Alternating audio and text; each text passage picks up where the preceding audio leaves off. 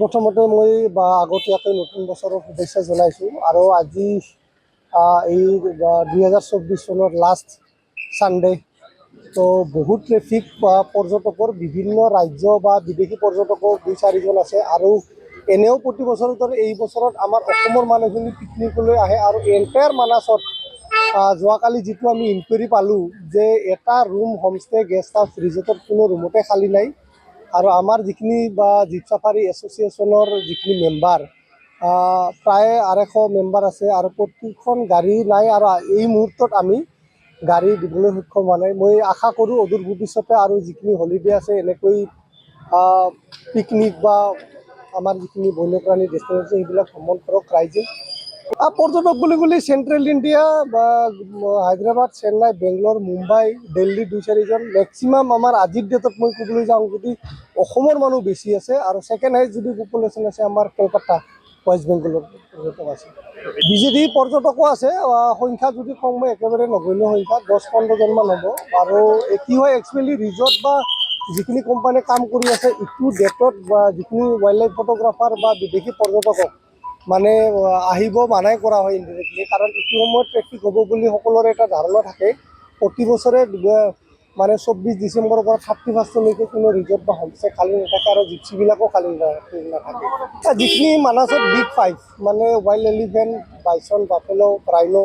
আৰু টাইগাৰটো কমন চাইটিং যদিও নহয় কিন্তু সপ্তাহত 2-3বাৰকৈ ৰয়েল বেংগল টাইগাৰ আৰু আমাৰ ইয়াতে বহুত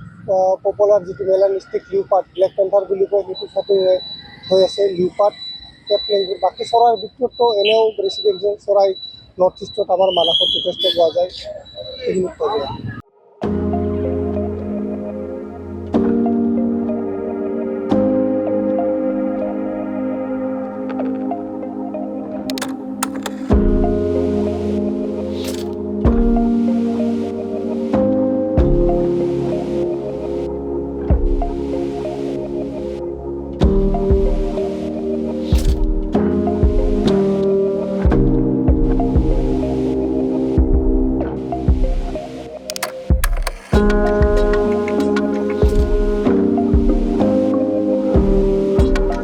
পোনপ্ৰথমতে মই